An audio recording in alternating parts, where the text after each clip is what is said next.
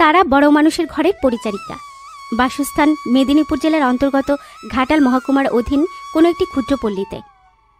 তারা অল্প বয়সে বিধবা হয়েছিল কি তাহার স্বামী কর্তৃক তাড়িতা হয়েছিল তাহার ঠিক সংবাদ পাওয়া যায় নাই। মধুসূদন দত্ত কলিকাতার একজন বড়লোক।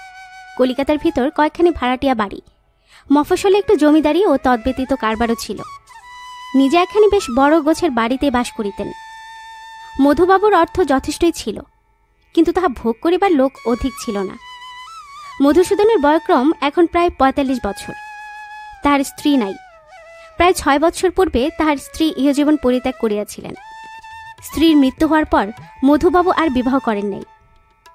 মধুবাবুর একটিমাত্র পুত্র, নাম কৃষ্ণচন্দ্র।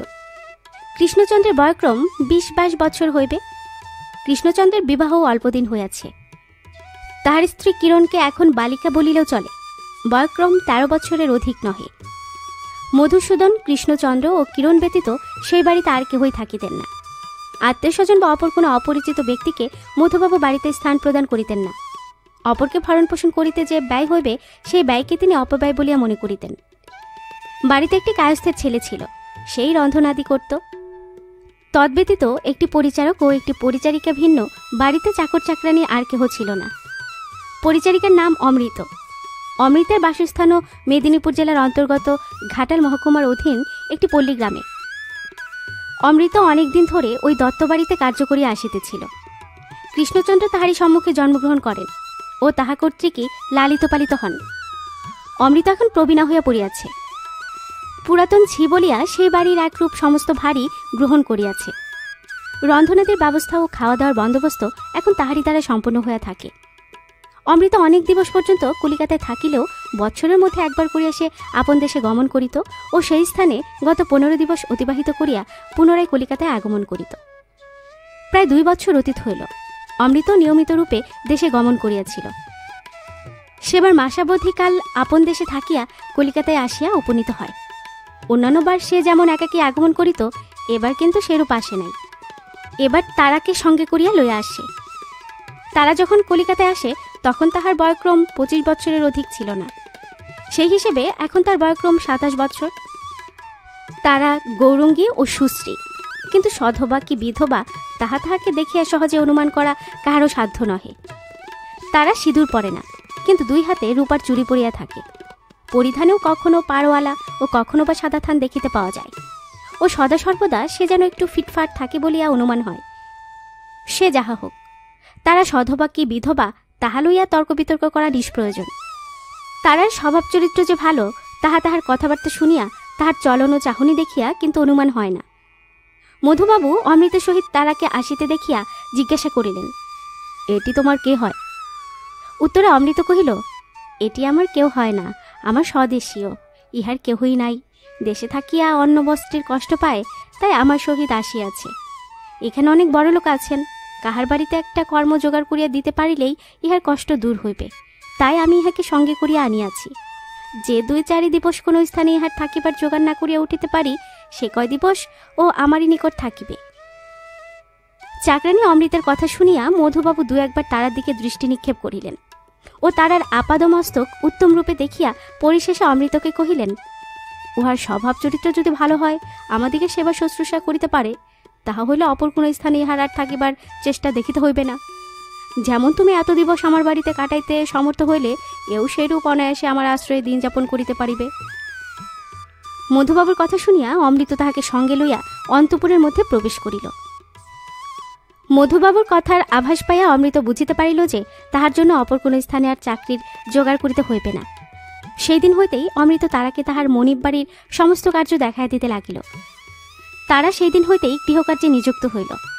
প্রথমত তারা খুব মনোযোগের সহিত তাহার কর্মকার্য করিতে আরম্ভ করিল। তাহাকে কোনো কার্য বলিতে হয় না, বা তাহার নিকট কোনো দ্রব্য চাহিতে হয় না। তাহার কার্য সে পূর্ব হইতে শেষ করিয়া রাখিয়া দেয়। আবশ্যকীয় দ্রব্য চাহিবার পূর্বেই সে তাহার সম্মুখে আনিয়া উপস্থিত করে। তাহার কার্য দেখিয়া মধুবাবু তাহার উপর দিন দিন বিশেষ রূপে সন্তুষ্ট হইতে লাগিলেন। কৃষ্ণচন্দ্র ক্রমে ক্রমে তাহার পক্ষপাতী হইয়া পড়িতে লাগিলেন। পাঠকগণ পূর্বে অবগত হইয়াছেন যে মধুবাবুর বাড়িতে কেবলমাত্র একজন পরিচারক। মধুবাবুর ও কৃষ্ণচন্দ্রের কার্য নির্বাহ ব্যতীত তাহার আর কোনো কার্য ছিল না। তাহাদিগের পরিধেয় বস্ত্রাদি ঠিক করা, স্নানের আয়োজন করা ও সম্মুখে উপস্থিত থাকিয়া উপস্থিত মতো আদেশ সকল প্রতিপালন করাই তাহার কার্য ছিল। তদ্ব্যতীত স্নানের পূর্বে উভয়কেই উত্তম রূপে তৈল মাখান ও বিশ্রাম করিবার কালীন হস্তপদাদি টিপিয়ে দেওয়াও তাহার প্রধান কার্যের মধ্যে পরিগণিত ছিল। পিতাপুত্রের মধ্যে কেহই ধূমপান করিতেন না, সুতরাং তামাকও প্রায় তাহাকে সাজিতে হইত না। ওই পরিচারক মধুবাবুর ও কৃষ্ণচন্দ্রের যে সকল কার্য করিত তারা বিশেষ রূপে লক্ষ্য করিয়া সেই সমস্ত দেখিত ও হঠাৎ কোনো কার্যের আবশ্যক হইলে সে তাহা নিজেই সম্পন্ন করিত। এইরূপে 10-15 দিবস অতীত হইতে না হইতেই ওই পরিচারক পীড়িত হইয়া পড়ে। তারাকে না বলিলেও তারা সেই পরিচারকের সমস্ত কার্য নিজ হস্তে গ্রহণ করে। পরিচারক যে রূপে তাহার কার্য নির্বাহ করিত তারা তদপেক্ষা উত্তম রূপে সেই সকল কার্য সমাপন করিতে থাকে। তোল মাখানো ও হস্তপদ টেপা প্রভৃতি কার্য সে এরূপ দক্ষতার সহিত করিতে আরম্ভ করে যে পিতাপুত্র উভয়ে তাহার উপর বিশেষভাবে সন্তুষ্ট হন। উভয়ে মনে মনে স্থির করেন সেই পরিচারক নিজ কার্যে প্রত্যাবর্তন করিলেও তাহার উপর ওই সকল কার্যের আর ভার অর্পণ করিবেন না, তারাই সে সমস্ত কার্য নির্বাহ করিবে। পিতাপুত্র মনে মনে যাহা ভাবিলেন আপনা হইতেই কার্যে তাহা পরিণত হইল। পরিচারক পীড়িত হইয়া দেশে গমন করিল আর প্রত্যাগমন করিল না, অথচ তারার স্থানে আর কোনো পরিচারকও নিযুক্ত হইল না। সুতরাং তারার উপর যে সকল কার্যের ভার অর্পিত হইয়াছিল তাহা তাহার উপর ন্যস্ত রহিল। এদিকে দিন দিন তারার অবস্থারও পরিবর্তন আরম্ভ হইল। যে তারার পরিধানে সর্বদাই প্রায় মলিন বস্ত্র থাকিত সেই তারার অঙ্গে এখন মলিন বস্ত্র আর একেবারেই দেখিতে পাওয়া যাইত না। পূর্বে মধ্যে মধ্যে তাহার অঙ্গে সাদা মোটা থান দেখিতে পাওয়া যাইত, এখন তাহার পরিধানে পাতলা ও নানারূপ পাড়ওয়ালা কাপড় নয়নগোচর হইত। পূর্বে তাহার হস্তে কয়েক গাছি রূপার চুড়ি ছিল মাত্র, এখন তাহার পরিবর্তে সুবর্ণ তাহার অঙ্গ শোভাবর্ধন করিতে সমর্থ হইল। এক গাছি করিয়া ক্রমে তাহার 2 গাছি সোনার অনন্ত হইল। 2 গাছি পেটা সোনার বালা ক্রমে তাহার সেই রৌপ্য নির্মিত চুড়ির স্থান অধিকার করিল। সোনার দানে ক্রমে তাহার কণ্ঠও ভূষিত হইতে লাগিল। এই সকল অলঙ্কার মধুবাবু বা তাহার পুত্র যে প্রস্তুত করিয়া দিলেন তাহা নহে, তারা নিজে অর্থ দিয়া ক্রমে ক্রমে ওই সকল অলঙ্কার প্রস্তুত করিয়া লইতে আরম্ভ করিল। কিন্তু ওই সকল অর্থ যে সে কোথা হইতে পাইতে লাগিল তাহা আমরা অবগত নহি। পিতা ও পুত্র তাহা অবগত ছিলেন কিনা জানি না, কিন্তু তাহারা সে বিষয়ে কিছুমাত্র অনুসন্ধান করিত না, এ সংবাদ কিন্তু আমরা রাখি। মধুসূদন দত্তের অন্দরের ভিতর এক দিবস ভয়ানক গোলযোগ উত্থিত হইল। সেই গোলমালের বিষয় ক্রমে অন্দর হইতে সদরে আসিল, সদর হইতে ক্রমে লোকমুখে প্রচারিত হইতে আরম্ভ হইল ও পরিশেষে সেই সংবাদ ক্রমে থানায় আসিয়া উপস্থিত হইল। সংবাদ পাইবা মাত্রই স্থানীয় পুলিশ কর্মচারী তৎক্ষণাৎ মধুসূদন দত্তের বাড়িতে গিয়া উপস্থিত হইলেন। আমাদিগেরও পদধূলি ক্রমে সেই স্থানে পড়িল। সেই স্থানে গমন করিয়া যাহা দেখিলাম ও যাহা কিছু শ্রবণ করিলাম তাহাতে বিশেষ রূপে বিস্মিত হইয়া পড়িলাম। দেখিলাম মধুসূদন বাবুর বৈঠকখানা ঘরের মধ্যে অনেকগুলি দেশীয় ভদ্রলোক ও একজন ইংরেজ বসিয়া আছেন। সেই স্থানে উপস্থিত হইবার একটু পরেই জানিতে পারিলাম যে সকল দেশীয় ভদ্রলোক সেই স্থানে বসিয়াছিলেন তাহাদিগের মধ্যে 2 জন ডাক্তার।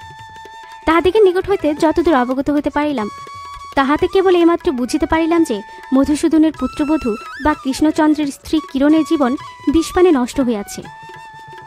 কিরূপে কিরণ বিষপান করিলেন ও কিরূপে বা তাহার মৃত্যু হইল তাহার কিছুই আমরা সে সময় অবগত হইতে পারিলাম না, বা কিরণের মৃতদেহও সে সময় আমরা দেখিতে সমর্থ হইলাম না।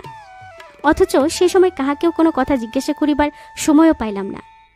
যাহাকে 2-1টি কথা জিজ্ঞাসা করিব বলিয়া মনস্থ করি তাহারই নিকট গমন করিয়া দেখি যে আমাদিগের উপরিতন কর্মচারীগণের মধ্যে কেহ না কেহ তাহাকে কোনো কথা জিজ্ঞাসা করিতেছেন। আমরা এই মোকদ্দমার অনুসন্ধানে নিযুক্ত হইলেও প্রথম অবস্থায় এই মোকদ্দমার অনুসন্ধান হস্তক্ষেপ করিতে সমর্থ হইলাম না। আমাদিগের সর্বপ্রধান কর্মচারী হইতে আরম্ভ করিয়া উপরিতন কর্মচারীগণ পর্যন্ত সকলে আসিয়া প্রথম অবস্থায় ইহার অনুসন্ধানে নিযুক্ত হইলেন। সুতরাং প্রধান প্রধান কর্মচারীগণের কার্যের মধ্যে কোনরূপে হস্তক্ষেপ না করিয়া আমরা দূরে থাকিয়া যে সকল বিষয় আপনা হইতে কর্ণগোচর হইতে লাগিল তাহাই কেবল শ্রবণ করিতে লাগিলাম। মধুবাবু নিজে খুব বড়লোক না হইলেও কলিকাতার প্রধান প্রধান বড়লোকের সহিত তাহার কুটুম্বিতা এবং বন্ধুত্ব ছিল। সুতরাং তাহার বিপদের কথা শুনিয়া সকলেই আসিয়া সেই স্থানে উপস্থিত হইলেন। আমাদিকে সর্বপ্রধান কর্মচারী সেই স্থানে উপস্থিত হইবার কারণও সেই বড়লোক মণ্ডলী। কারণ তাহাদিগের ইচ্ছা ও মৃতদেহের অঙ্গ ছেদন করিয়া যাহাতে ডাক্তারের পরীক্ষা না হয়। একে তো অন্তঃপুরের মধ্যে এক কাণ্ড ঘটিয়াছে, তাহাতে ওই মৃতদেহ কলেজে লইয়া গিয়া সেই স্থানে ছেদন করিয়া পরীক্ষা করা হইলে মধুবাবুর অবমাননার আর পরিসীমা থাকিবে না। এই নিমিত্তই সাহেব ও বাঙালি ডাক্তারগণের সমাবেশ। আমাদিগের সর্বপ্রধান কর্মচারী এই অবস্থায় বিষম বিপদে পতিত হইলেন। তাহার ইচ্ছা নহে যে যাহাতে একজন গণনীয় ব্যক্তি অবমানিত হন, অথচ কর্তব্য কর্মের অনুরোধে ওই মৃতদেহের পরীক্ষা না হইলেও উহার সৎকার করিবার নিমিত্ত তিনি আদেশ প্রদান করিতে পারেন না। কারণ সে সময় যতদূর পর্যন্ত তিনি অবগত হইতে পারিয়াছিলেন, তাহাতে তাহার মনে এই ভাবনা উপস্থিত হইয়াছিল যে কিরণ নিজে বিষপান করিয়া আত্মহত্যা করেন নাই, কোনো ব্যক্তি তাহাকে হত্যা করিবার অভিপ্রায়ে তাহাকে বিষপান করাইয়াছে। যদি তাহার এই ধারণা প্রকৃত হয়, তাহা হইলে ইহা আত্মহত্যা নহে, হত্যা। সুতরাং হত্যা মোকদ্দমায় মৃতদেহ ডাক্তারের দ্বারা পরীক্ষা না হইলে সে মৃতদেহের সৎকার কোনরূপেই হইতে পারে না। সুতরাং তিনিও বিশেষ বিপদে পতিত হইলেন। পরিশেষে অনেক তর্ক বিতর্ক ও বিবেচনার পর ইহা স্থিরীকৃত হইল যে মৃতদেহ পরীক্ষার্থ কলেজে পাঠাইবার প্রয়োজন নেই। যে ডাক্তার সাহেব মৃতদেহ পরীক্ষা করিয়া থাকেন, তিনি মধুবাবুর বাড়িতে আসিয়া ওই মৃতদেহ পরীক্ষা করিবেন। যাহাই স্থির হইল, কার্যেও তাহাই হইল।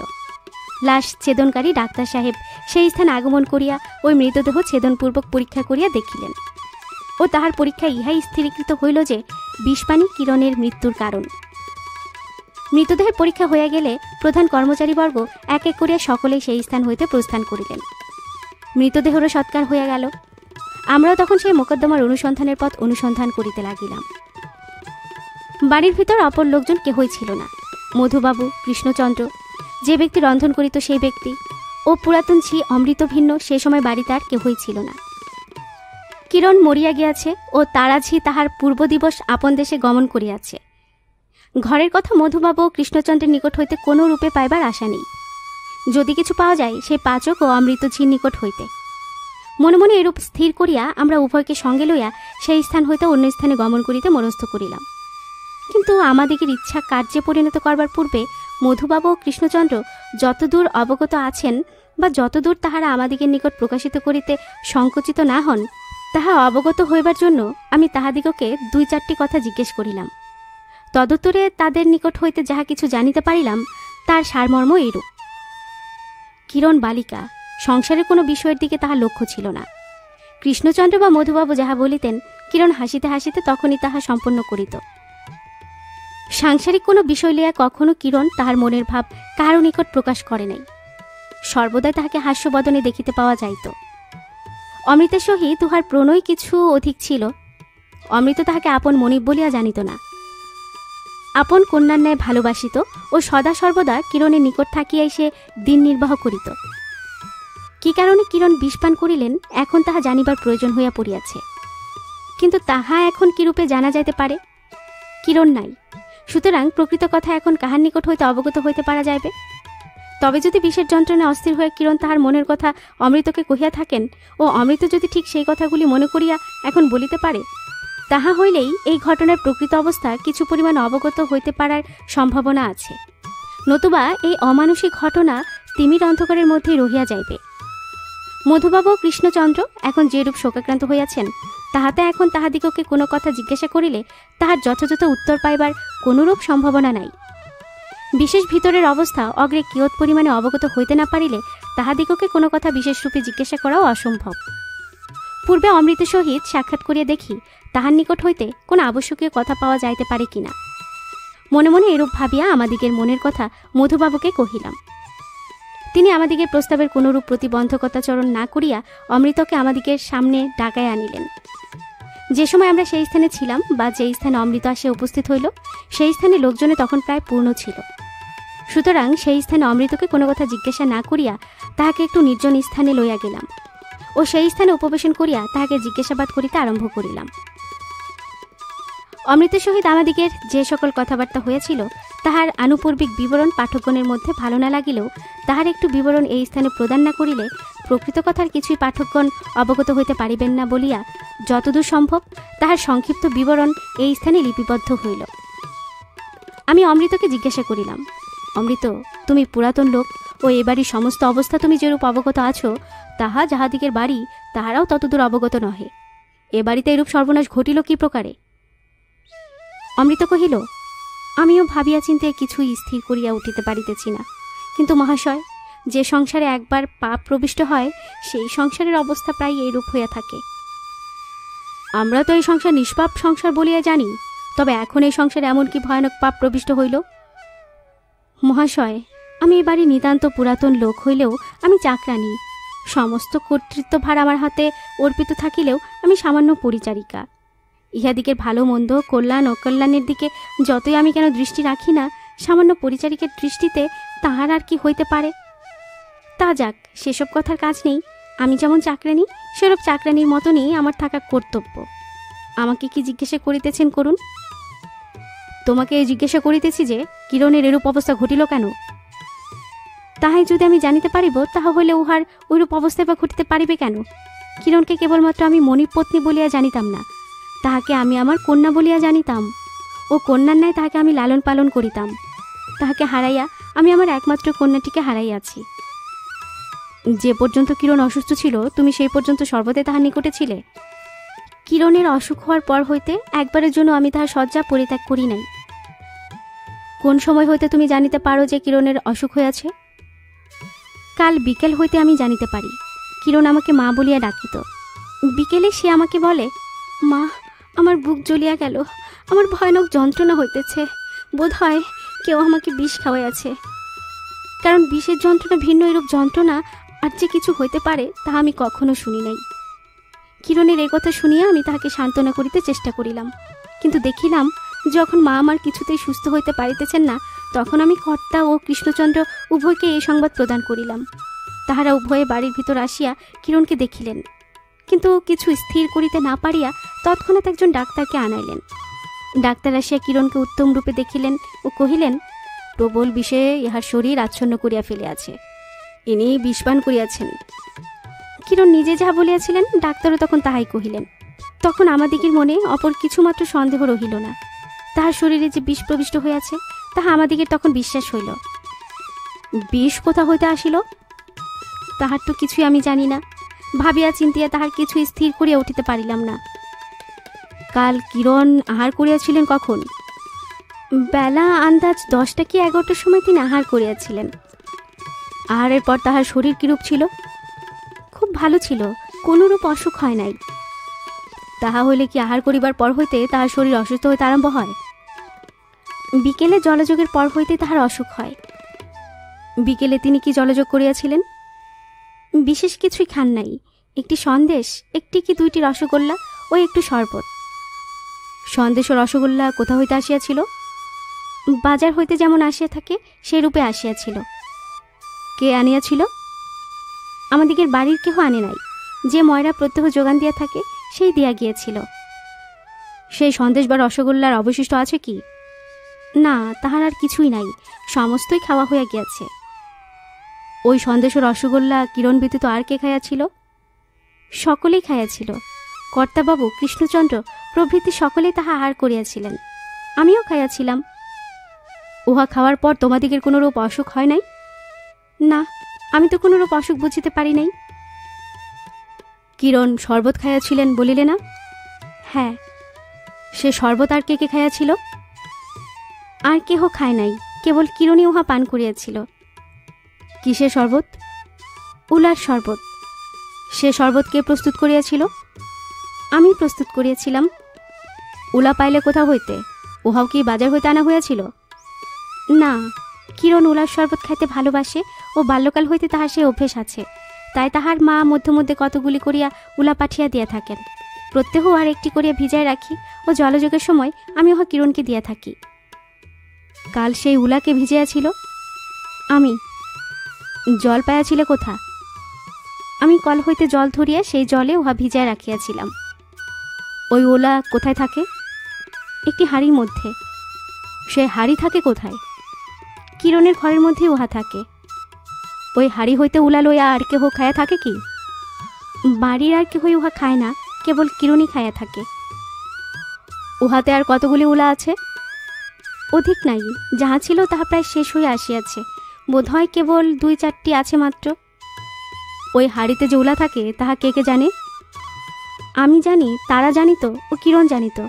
আমরা এই 3 জন ব্যতীত আর কেহ অবগত আছে কিনা তাহা আমি জানি না। কিসে করিয়া কাল উলা ভিজায় রাখা হইয়াছিল?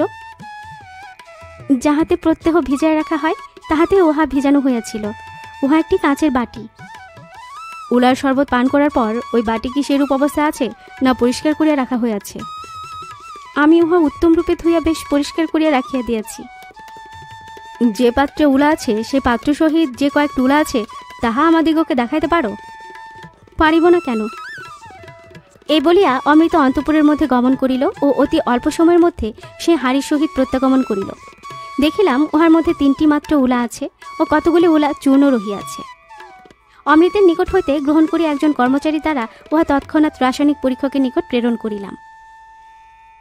হাড়ি সহিত উলা সকল সরকারি রাসায়নিক পরীক্ষকের নিকট প্রেরণ করিয়া পুনরায় অমৃতকে জিজ্ঞাসা করিলাম, তুমি যে বলিতেছিলে যে সংসারে পাপ প্রবেশ করে সেই সংসারের অবস্থা প্রায় এরূপই ঘটিয়া থাকে, তোমার ও কথার অর্থ কি? তুমি সমস্ত কথা আমাদিগকে পরিষ্কার করিয়া বলো। এখানে অপর কেহই নাই ও তুমি যাহা আমাদিগকে কহিবে তাহা তোমার মনিব বা অপর কাহারও কর্ণগোচর হইবার সম্ভাবনা নাই। আমরা সমস্তই গোপন করিয়া রাখিব। তোমার নিকট হইতে যদি সমস্ত অবস্থা আমরা অবগত হইতে না পারি, তাহা হইলে কে কিরূপে এরূপ সর্বনাশ করিল তাহা আমরা কিরূপে বুঝিতে পারিব? আমার কথা শুনিয়া অমৃতের চক্ষু হইতে 2-1 বিন্দু জল ঝরিল ও পরিশেষে সে কহিল, যেদিন হইতে আমি তারাকে সঙ্গে করিয়া আনিয়া এই সংসারের ভিতর প্রবিষ্ট করিয়া দিয়াছি, সেই দিন হইতেই এই সংসারে সর্বনাশ উপস্থিত হইয়াছে। তারা রাক্ষসী যে কিরূপে অগ্রে মধুবাবুকে ভুলাইয়াছেন তাহা কিছুই বুঝিয়া উঠতে পারি না। কৃষ্ণচন্দ্র যে কি নিমিত্ত সদা সর্বদা তাহার বিশেষ রূপ পক্ষপাতী তাহারও কিছু আমি স্থির করিয়া উঠিতে পারি না। তারা যে কোনো কার্যই করুক না কেন, যে কোনো রূপে অপরাধী করুক না কেন, তাহার দোষ কেউই দেখেন না। তারা যা করে তাই ঠিক। তারা উঠিতে বললে বাপবেটায় ওঠেন, চলিতে বলিলে বাপবেটায় চলেন।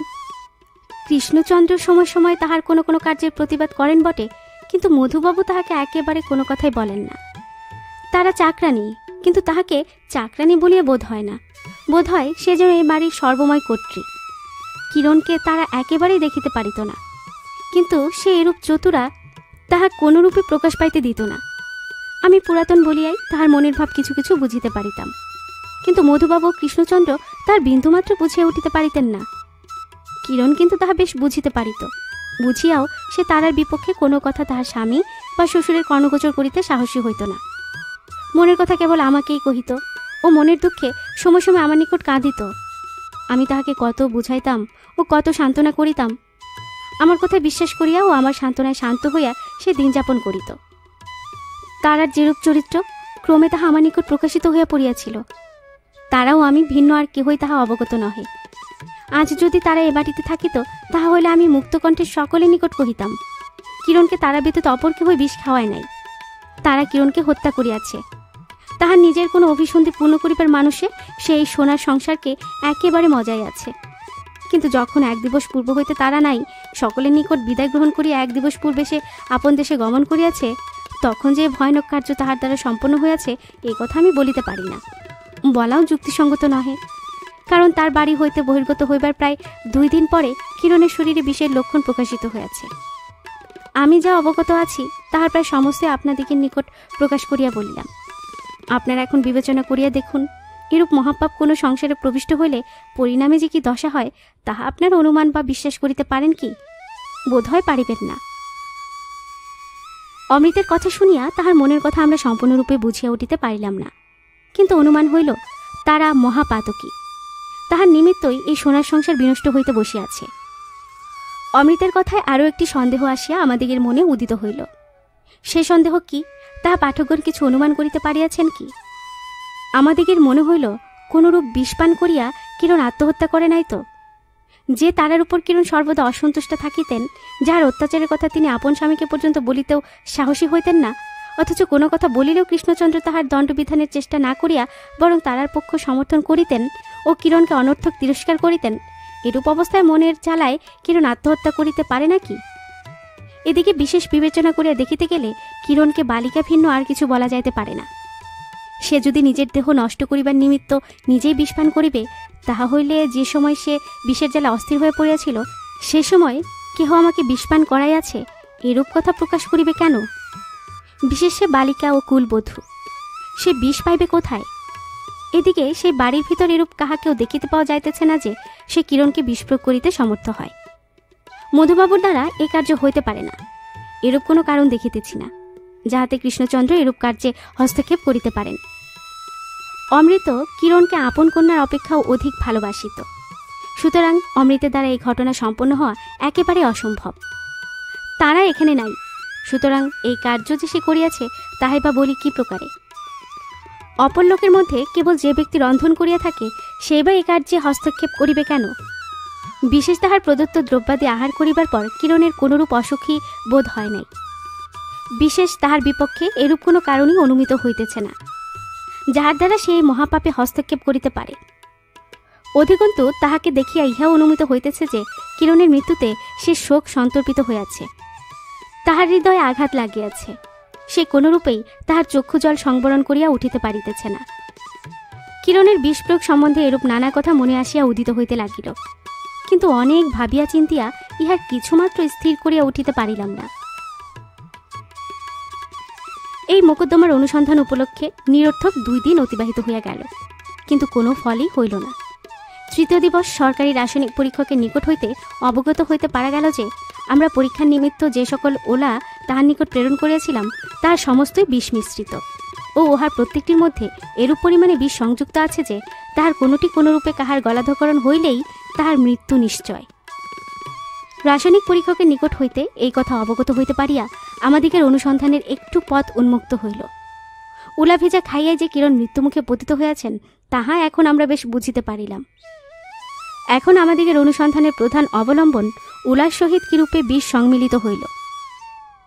এই সম্বন্ধে অনুসন্ধান করিবার পূর্বে উলা সম্বন্ধে আরও 2-4টি কথা অমৃতকে জিজ্ঞাসা করিবার প্রয়োজন হইয়া পড়িল। তাহাকে আবার ডাকাইলাম।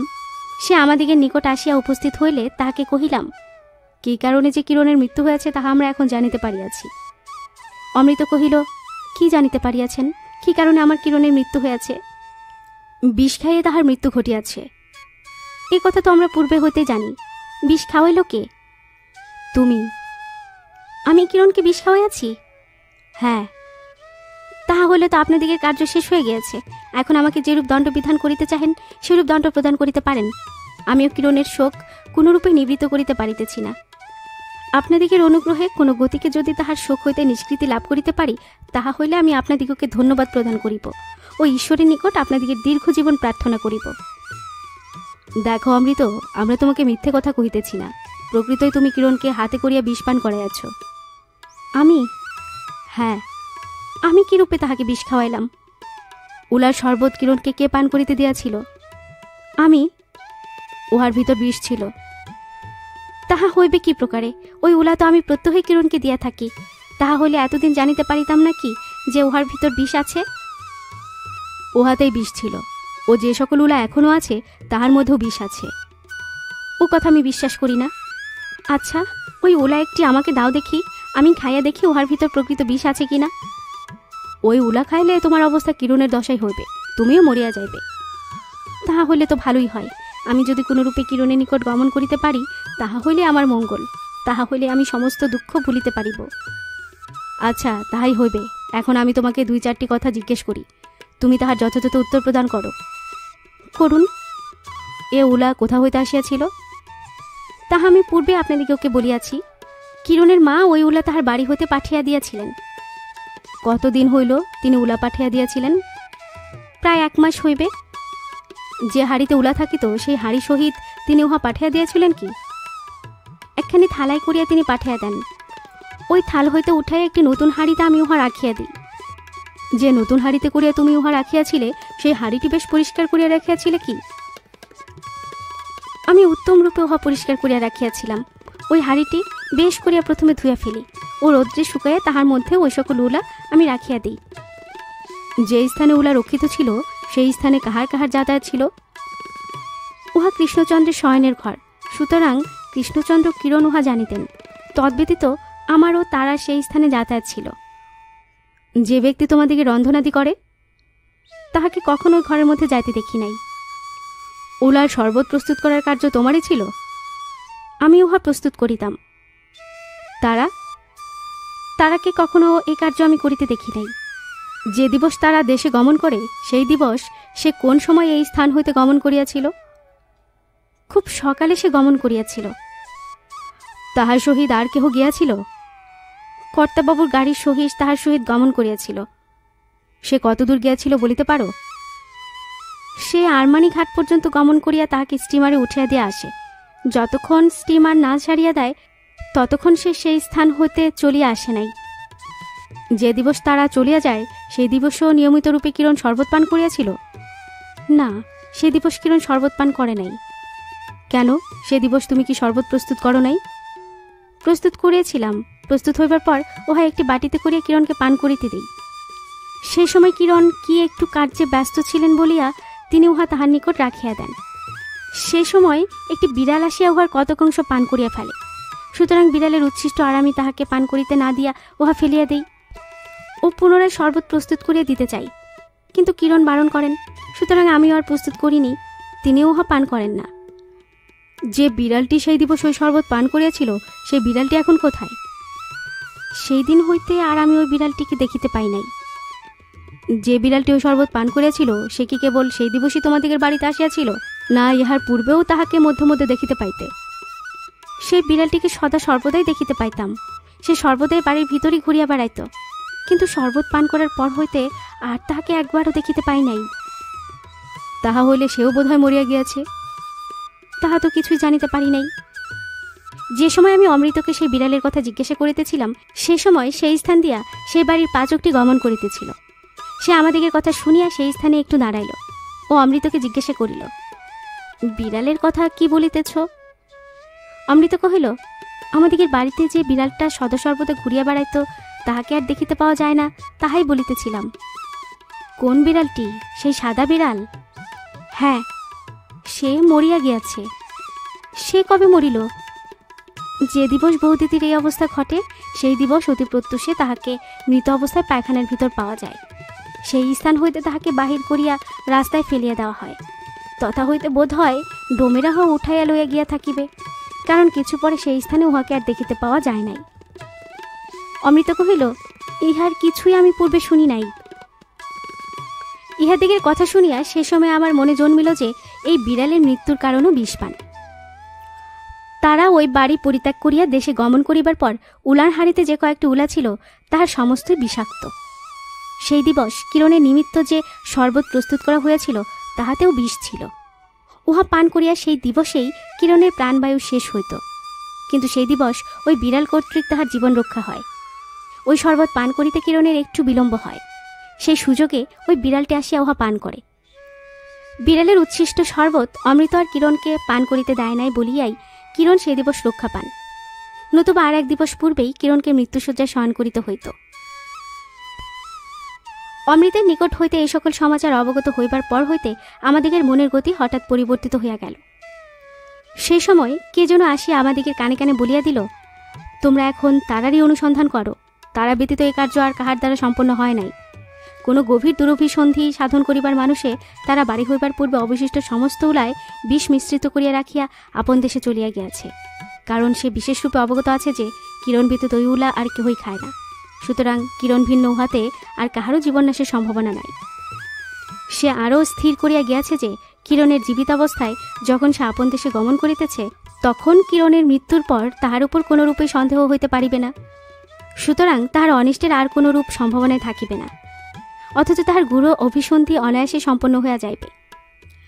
মনে মনে এরূপ ভাবিয়া তারার অনুসন্ধান করা সর্বতোভাবে কর্তব্য ইহা এখন সম্পূর্ণরূপে স্থির করিয়া লইলাম ও পরদিবস অমৃতকে সঙ্গে লইয়া তারার অনুসন্ধানে বাহির হইলাম এবং আরমানি ঘাটে গমন করিয়া স্টিমারে আরোহণপূর্বক মেদিনীপুর অভিমুখে গমন করিলাম। তারা অমৃতের স্বদেশিয়া, সুতরাং অমৃতের সাহায্যে তাহার বাড়ির অনুসন্ধান করিতে আমাদিগের কোনরূপ কষ্টই হইল না। যেমন অনায়াসে তারার বাড়ি পাইলাম, তারাকেও সেরূপ সহজে প্রাপ্ত হইলাম। আরও 2-3টি স্ত্রীলোকের সহিত একত্রে বসিয়া সেই সময় তারা নানারূপ খোশ গল্পে নিযুক্ত ছিল। হঠাৎ অমৃত আমাকে দেখিয়া সে যেন একেবারে চমকিত হইল ও কহিল, ইনি কে? আর হঠাৎই বা তুমি এখানে আসিলে কেন? এই কথার উত্তর আমি আর অমৃতকে প্রদান করিতে দিলাম না। তাহার মুখের কথা শেষ হইতে না হইতেই আমি কহিলাম, আমরা যে কেন হঠাৎ তোমার নিকট আগমন করিলাম তাহার তুমি আমাদিগকে জিজ্ঞাসা করিতেছ কেন? নিজের মনকে কেন জিজ্ঞাসা করিয়া দেখো না? যে ধীবর মৎস্য ধরিবার আশায় জাল ঠিক রাখিয়া একটু দূরে আসিয়া দণ্ডায়মান হয়, সেই জালে মৎস্য পড়িলে কি সে বুঝিতে পারে না যে তাহার মনোবাঞ্ছা পূর্ণ হইয়াছে? তুমিও যে ভয়ানক আশা মৎস্য ধরিবার মানুষে সর্বনাশকারী জাল বিকীর্ণ রাখিয়া সুদূরে আসিয়া বসিয়া আছো, এখন যায় দেখো তোমারও সেই অভেদ্য জালে তোমার অভিপ্সিত মৎস্য পতিত হইয়াছে। কিন্তু যে সাধের আশা করিয়া ওই মৎস্য ধরিতে বসে আছো, তোমার সেই আশা পূর্ণ হইবার পূর্বেই তোমারও সর্বনাশ সাধিত হইবে। ওই সাধের মৎস্য ভক্ষণ করিবার পূর্বেই উহার প্রবল কাঁটা তোমার গলায় বিদ্ধ হইয়া তোমাকেও সেই মৎস্যের সহগামিনী করিবে। এখন বুঝিতে পারিলে যে আমরা কেন হঠাৎ এখানে আগমন করিলাম। তারা কহিল, আপনার কথা তো আমি কিছুই বুঝিয়া উঠিতে পারিতেছি না। আপনি কোথা হইতে আসিয়াছেন? তুমি আমার অপেক্ষা আমার কথা অধিক বুঝিতে পারিতেছ। এখন আমার সহিত চলো, কলকাতায় গিয়া তোমার সাধের মৎস্য ভক্ষণ করিয়া আইসো। কিসের স্বাদ? কিসের স্বাদ তাহা জানো না? তোমার নিজের স্বাদ তুমি জানো না?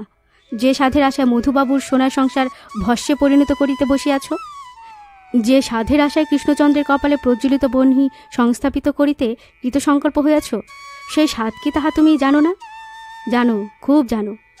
যে কার্য সহস্তে সাধিত করিয়াছ তাহা তুমি অবগত নহ বলিয়া কাহার নিকট ভান করিতে বসিয়াছ। চলো, আমার সহিত এখনই তোমাকে গমন করিতে হইবে। আমারই হস্তে তোমার স্বাদ পূর্ণ হইবে। তারা কহিল, কোথায় যাইব? আপনি কে? আপনার সহিত আমার এখনই কোথা যাইতে হবে?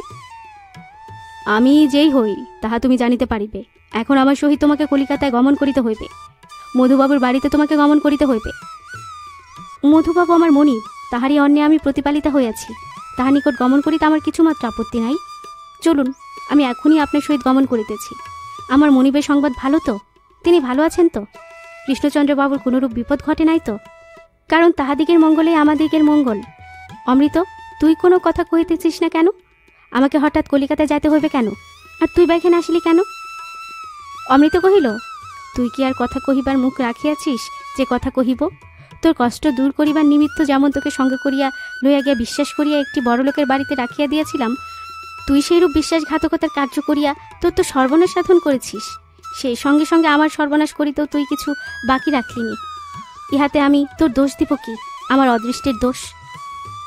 তারা কহিল, আমি তো তোমাদিগের কথার বিন্দুমাত্র বুঝিয়া উঠিতে পারিতেছি না। কি হয়েছে তা আমাকে স্পষ্ট করিয়া বলিতেছ না কেন? স্পষ্ট করিয়া আর কি বলিব? আমার মাথা মুন্ডু যাহা কিছু বাকি ছিল তাহার সমস্ত হইয়াছে। তোর হইতে যে এরূপ হইবে আমি তাহা এক দিবসের নিমিত্তও কখনো মনে করি নাই। অমৃতের সহিত তারা এরূপ 2-4টি কথা হইবার পর আমি অমৃতকে আর অধিক কথা বলিতে দিলাম না। উভয়কে সঙ্গে লইয়া সেই স্থান হইতে বহির্গত হইলাম।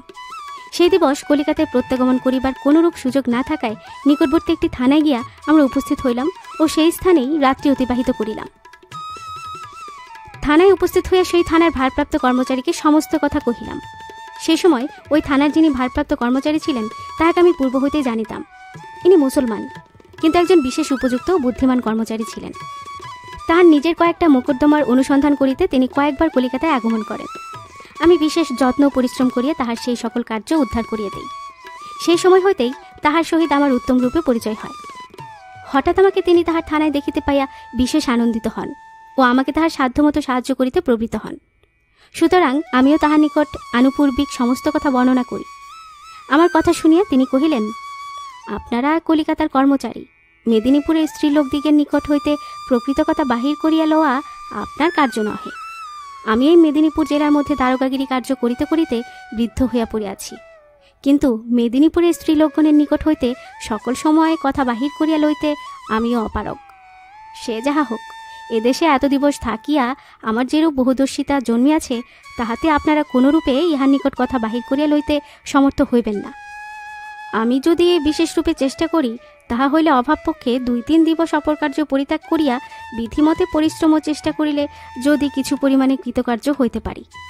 সে যাহা হোক, আপনি যখন এখানে আসিয়াছেন তখন আপনার কার্য যে পর্যন্ত উদ্ধার না হইবে সে পর্যন্ত আমি আপনাকে এই স্থান হইতে প্রস্থান করিতে দিব না। দারোগার কথা শুনিয়া আমিও তাহার কথায় সম্মত হইলাম।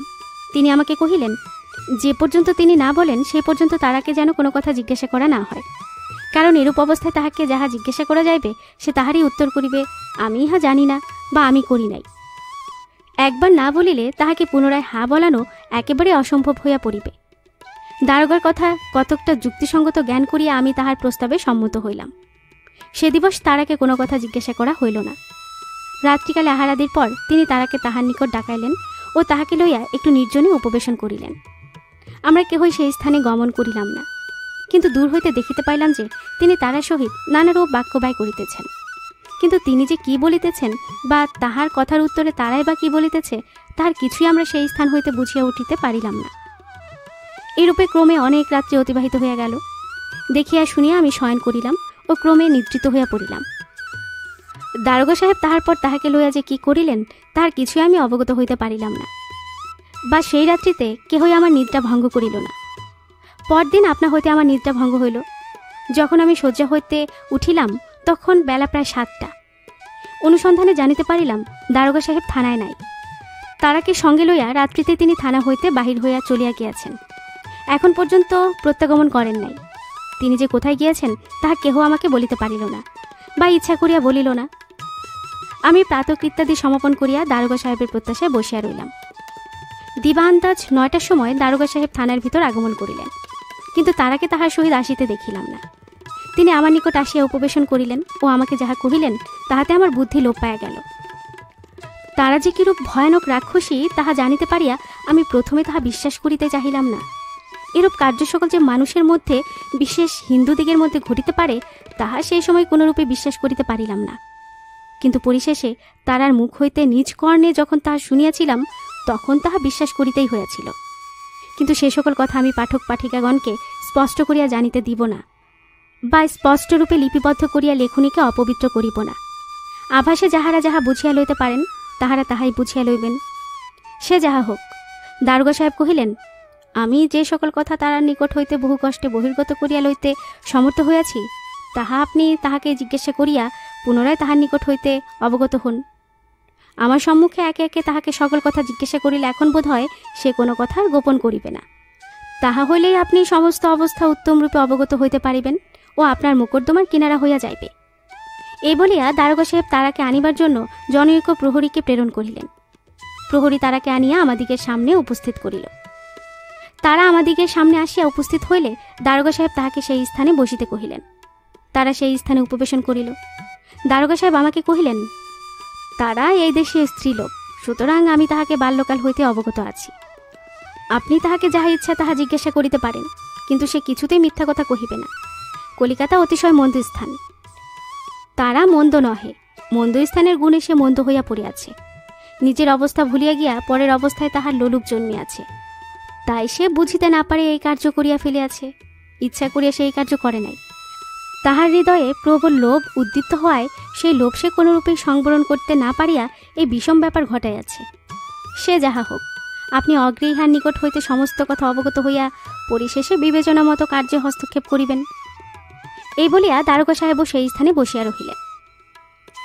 আমি কহিলাম, তারা তুমি প্রকৃত কথা কহিবে কি? কেন কহিব না? যাহা হইবার হইয়া গিয়াছে, তাহা বলিয়া এখন আর মিথ্যা কথা কহিব কেন? তুমি মধুবাবুর বাড়িতে কার্য করিতে? হ্যাঁ মহাশয়, আমি তাহারই বাড়িতে চাকরানিগিরি কার্য করিয়া দিন যাপন করিতাম। তুমি এখন হঠাৎ দেশে আসিলে কেন? অনেকদিন আসি নাই বলিয়া তাহাদিগের নিকট হইতে বিদায় গ্রহণ করিয়া এখানে আসিয়াছি। তুমি কাহার চাকরানি ছিলে, মধুবাবুর না কৃষ্ণচন্দ্রের? আমি উভয়েরই কার্য করিতাম, উভয়ই আমার মনিব। কিরণ? তিনিও আমার মনিব। তাহা হইলে দেখিতেছি তিনজনেই তোমার মনিব। হ্যাঁ। ওই তিনজনের মধ্যে তোমাকে কে অধিক ভালোবাসিত? মধুবাবু ও কৃষ্ণচন্দ্র উভয়ই আমাকে ভালোবাসিতেন, কারণ আমি উভয়ের কার্য সমানভাবে সম্পন্ন করিতাম। কিরণ? কিরণ আমাকে দেখিতে পারিতেন না। কেন? কৃষ্ণচন্দ্র আমাকে একটু অনুগ্রহ করিতেন বলিয়া তিনি আমাকে দেখিতে পারিতেন না। তোমাকে তো উভয়ই ভালোবাসিতেন, কিন্তু তুমি কাহাকে আন্তরিক ভালোবাসিতে? উভয়ে আমার মনিব, সুতরাং আমার আবার ভালোবাসে কি? তাহা তো সত্য, কিন্তু কাহাকে অধিক যত্ন করিতে তোমার সর্বদা ইচ্ছা হইত? কৃষ্ণচন্দ্রের কার্য সকল আমি সর্বাগ্রেই সম্পন্ন করিয়া দিতাম। তুমি বেতন পাইতে কত? আমি 2 টাকা করিয়া বেতন পাইতাম। ওই বেতন তুমি মাসে মাসে পাইতে, কি 2-4 মাসের বেতন একত্রে গ্রহণ করিতে? আমি মাসে মাসে আমার বেতন প্রাপ্ত হইতাম। ওই বেতনের টাকা তুমি কি করিতে? ওই টাকা একত্র করে আমি গহনা গড়াইতাম। ওই বাড়িতে তোমার কর্ম এখনও 2 বছর হয় নাই। 2 বছরের বেতন একত্রিত করিলে 48 টাকার অধিক হয় না। ওই টাকা দিয়া তুমি কি গহনা গড়িয়াছ? আমার গলায় সোনার দানা। তাহা হইলে তোমার হাতের ওই সোনার বালা কোথা হইতে আসিল? মধুবাবু আমাকে উহা গড়াইয়া দিয়াছেন। এ কথা কৃষ্ণচন্দ্র বা অপর কেহ অবগত আছেন? না। তাগা গড়াইয়া কে দিল? ইহা কৃষ্ণচন্দ্র দিয়াছেন। মধুবাবু ইহা জানেন? না। কেন? আমি কাহারও কথা কাহারও নিকট বলিতাম না বলিয়া কেহই অপরের কোনো কথা আমার নিকট হইতে অবগত হইতে পারিতেন না। সে যাহা হোক, যে উলার শরবত কিরণ প্রত্যহ পান করিয়া থাকে, সে উলার সহিত তুমি বিষ মিশ্রিত করিয়া রাখিয়াছিলে কেন? কিরণকে হত্যা করিবার মানুষে। এরূপ ভয়ানক ইচ্ছা তোমার হৃদয় কেন আসিয়া উপস্থিত হইল? মহাশয়, এ কথার উত্তর আর আমি আপনাকে কি দিব? মধুবাবু আমাকে ভালোবাসিলেও আমি কিন্তু কৃষ্ণচন্দ্রকে প্রাণের সহিত ভালোবাসিতাম। যাহাতে আমি সর্বদা কৃষ্ণচন্দ্রের সম্মুখে উপস্থিত থাকিতে পারি, যাহাতে আমি সদা সর্বদা তাহার আদেশ প্রতিপালন করিতে সমর্থ হই, তাহার নিমিত্তই আমার মন সর্বদা অস্থির থাকিত। কিন্তু কিরণের নিমিত্ত আমি আমার মনোবাঞ্ছা সম্পূর্ণরূপে পূর্ণ করিয়া উঠিতে পারিতাম না। কৃষ্ণচন্দ্রের যে কার্য করিবার নিমিত্ত যখন আমি প্রবৃত্ত হইতাম, কোথা হইতে তখনই তাহার প্রতিবন্ধকতা জন্মাইত। সুতরাং তাহারই নিমিত্ত আমি আমার মনোবাঞ্ছা পূর্ণ করিতে সমর্থ হইতাম না। কাজে কাজেই অন্তরে অন্তরে আমার ক্রোধ প্রজ্বলিত হইত, কিন্তু প্রকাশ্যে আমার মনের ভাব প্রকাশ করিতে সাহসী হইতাম না। কিরণ আমার মনির পত্নী হইলেও আমি কিন্তু তাহার দৃশ্য কোনরূপে সহ্য করিতে পারিতাম না। প্রকাশ্য ভয় তাহার আদেশ আমাকে প্রতিপালন করিতে হইত বটে, কিন্তু আমার অন্তর বিষম বিষে সর্বদা জর্জরিত হইত। এইরূপে কিছু দিবস বিষের যন্ত্রণা ভোগ করিলাম সত্য, কিন্তু কোনরূপেই আর ওই যন্ত্রণা সহ্য করিতে পারিলাম না।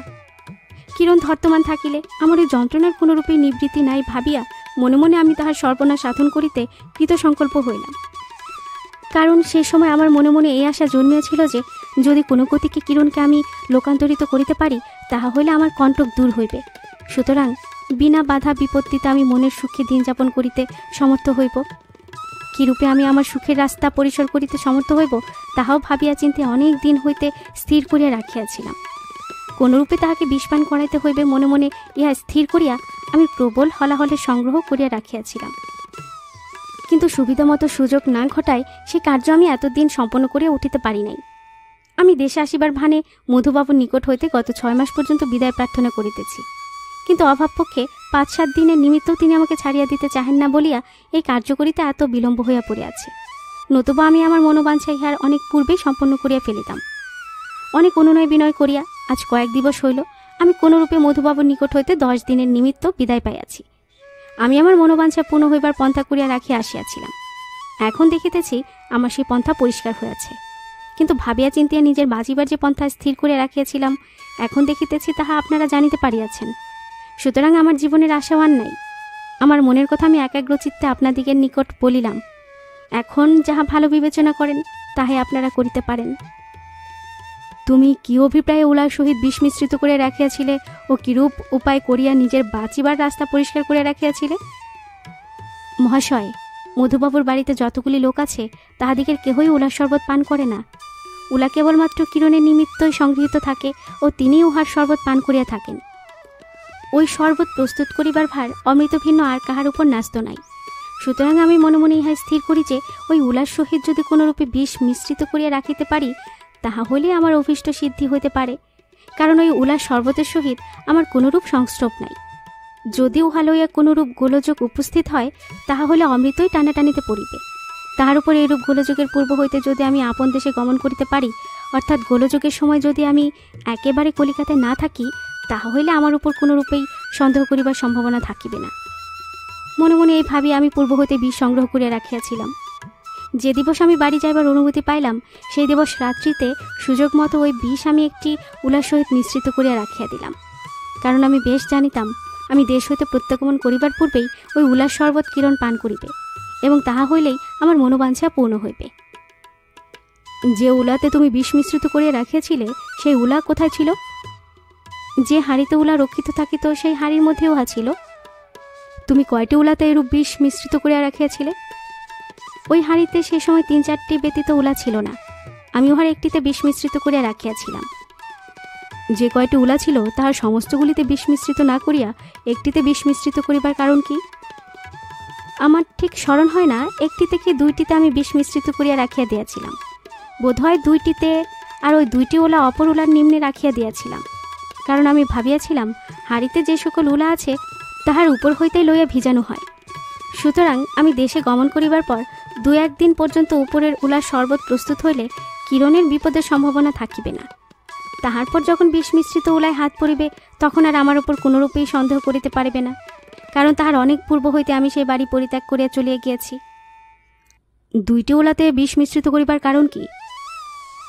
একটি শরবত যদি কোনো গতিকে নষ্ট হইয়া যায়, তাহা হইলে আমার মনোবাঞ্ছা পূর্ণ হইবে না বলিয়া দুইটিতে বিষ মিশ্রিত করিয়া রাখিয়াছিলাম, কারণ দুইটি একেবারে নষ্ট হইবার সম্ভাবনা ছিল না। তুমি কহিতেছ যে দুইটি উলায় বিষ মিশ্রিত করিয়া রাখিয়াছিলে, কিন্তু আমরা দেখিতেছি ওই হাড়ির মধ্যে যতগুলি উলা ছিল তার সমস্তগুলিতে বিষ মিশ্রিত ছিল। তাহা আমার মনে নাই।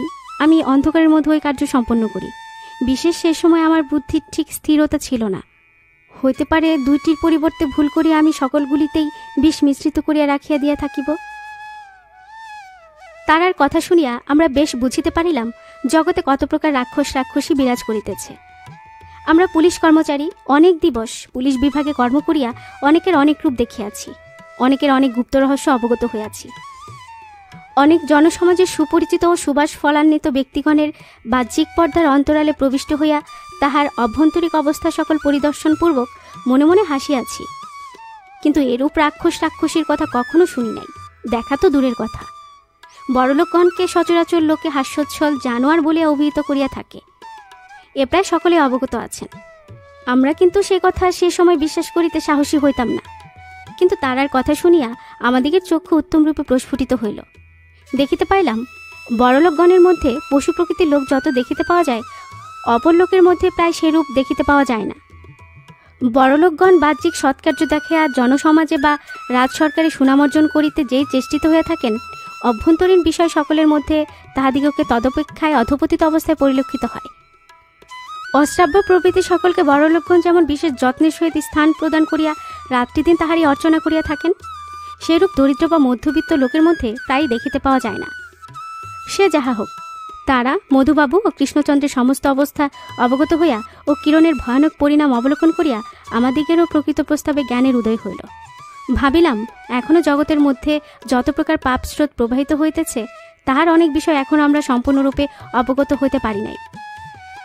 তারার নিকট হইতে আমরা সমস্ত বিষয়ে অবগত হইলাম ও এই খুনি মোকদ্দমার কিনারা হইয়া গেল জানিতে পারিয়া মনে মনে অতিশয় আনন্দিত হইলাম সত্য, কিন্তু কিরূপে তারাকে প্রকৃত দণ্ডে দণ্ডিত করিতে সমর্থ হইব, তখন সেই ভাবনায় আমাদিগের অন্তরে প্রবিষ্ট হইল। এই ভয়ানক কার্য সমাপন করিতে তারাকে কেহ দেখে নাই, বা কোনরূপ বিষের কোনো আনুষঙ্গিক প্রমাণও নাই যে তাহার উপর নির্ভর করিয়া তারাকে উপযুক্ত দণ্ডে দণ্ডিত করিতে সমর্থ হইব। তারা এখন নিজে সমস্ত কথা স্বীকার করিয়াছে, তাহাতে আমরা সকল অবস্থা অবগত হইতে পারিয়াছি, ও সে যে কতদূর দোষী তাহাও বেশ বুঝিতে পারিয়াছি। কিন্তু বিচারকের নিকট যদি সে ইহার সমস্তই অস্বীকার করিয়া বসে, তাহা হইলে তাহাকে চরমদণ্ডে দণ্ডিত করিতে কেহই সমর্থ হইবেন না। আর এরূপ অবস্থায় যদি তারাকে কলিকাতায় লইয়া যায়, তাহা হইলে সেই স্থানে সে নিশ্চয় আইনজীবীর পরামর্শ পাইবে ও সমস্ত কথা একেবারে অস্বীকার করিয়া বসিবে, তাহার কিছুমাত্র সন্দেহ নাই।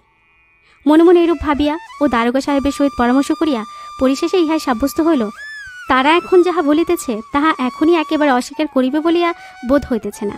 সুতরাং তাহাকে নিকটবর্তী কোনো বিচারকের নিকট লইয়া গিয়া সে যে সমস্ত বিষয় স্বীকার করিতেছে, তাহা তাহার দ্বারা কলম বন্ধ করিয়া লওয়াই কর্তব্য।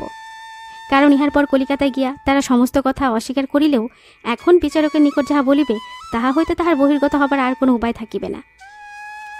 তাহার উপর আনুষঙ্গিক যে সকল সামান্য সামান্য প্রমাণ আছে, তাহার দ্বারাই তাহাকে উপযুক্ত দণ্ডে দণ্ডিত করিতে সমর্থ হইব। মনে মনে এরূপ স্থির করিয়া তারাকে সঙ্গে লইয়া আমি ও দারোগা সাহেব তখনই সেই স্থান পরিত্যাগ করিলাম। যেখানে আমরা গমন করিয়াছিলাম, সেই স্থান হইতে যে স্থানে সেই প্রদেশীয় বিচারক থাকেন, তাহা প্রায় 10 ক্রোশ ব্যবধান। একখানি শকট আনাইয়া তাহাতে আমরা আরোহণ করিয়া সেই বিচারকের কাছে যাইবার মানুষে সেই স্থান হইতে প্রস্থান করিলাম। সন্ধ্যার পর আমরা সেই বিচারক সন্নিধানে উপস্থিত হইয়া তাকে সমস্ত কথা কহিলাম। তিনি আমাদিগের নিকট হইতে সমস্ত কথা অবগত হইয়া আমাদিগের দুজনকে দূরে গিয়া অপেক্ষা করিতে বলিলেন ও তারাকে তাহার সন্নিকটে রাখিলেন। এরূপে প্রায় 2-3 ঘণ্টা কাল অতিবাহিত হইবার পর সেই বিচারক আমাদিগকে ডাকাইলেন। আমরা তাহার নিকট পুনরায় উপস্থিত হইলে তিনি তারাকে আমাদিগের হস্তে সমর্পণ করিয়া কহিলেন, আমার বোধ হয় তারা সমস্ত প্রকৃত কথা বলিয়াছে। সে যাহা বলিয়াছে তাহাও আমি লিখিয়া লইয়াছি, ইহাও আপনারা লইয়া যান। এই বলিয়া কতগুলি কাগজও আমাদিগের হাতে প্রদান করিলেন। আমরা ওই সকল কাগজও তারাকে লইয়া বাহিরে আসিলাম ও পরিশেষে ওই কাগজগুলি পাঠ করিয়া দেখিলাম তিনি তাহার সমস্ত কথা বাংলা ভাষায় উত্তম রূপে লিখিয়া লইয়াছেন। মধুবাবুর বাড়িতে তারা চাকরি হইবার সময় হইতে বর্তমান সময় পর্যন্ত যে যে অবস্থা ঘটিয়াছে, তাহার সমস্তই তিনি তন্ন তন্ন করিয়া লিখিয়া লইয়াছেন। যে সকল সামান্য সামান্য বিষয়ে আমরাও ইতিপূর্বে অবগত হইতে পারিয়াছিলাম না, তাহাও তিনি তারা নিকট হইতে জানিতে পারিয়া লিপিবদ্ধ করিয়া দিয়াছেন। সেই বিচারক বাঙালি। তাহার সহিত আমার পূর্ব হইতে পরিচয় ছিল না, কিন্তু তারার জবানবন্দি পড়িয়া বেশ বুঝিতে পারিলাম এরূপ চতুর, বহুদর্শী ও বিচক্ষণ কর্মচারী অতি অল্পই দেখিতে পাওয়া যায়। তারাকে লইয়া আমি কলিকাতায় আসিয়া আমার ঊর্ধ্বতন কর্মচারী নিকট সমস্ত অবস্থা বিবৃত করিলাম। এই মোকদ্দমার এরূপ সহজ কিনারা হইয়া গেল দেখিয়াই সকলে অত্যন্ত আশ্চর্যান্বিত হইলেন। তারা বিচারার্থ ম্যাজিস্ট্রেটের নিকট প্রেরিত হইল। তাহার বিপক্ষে যে সকল আনুষঙ্গিক প্রমাণ সংগৃহীত হইয়াছিল তাহার সমস্তই প্রমাণিত হইল। ম্যাজিস্ট্রেট সাহেব বিচারার্থ তারাকে উচ্চ আদালতে প্রেরণ করিলেন। তারা যাহা স্বীকার করিয়াছিল তাহা আর গোপন করিল না। সুতরাং বিচারে তারা চরম দণ্ডে দণ্ডিত হইল।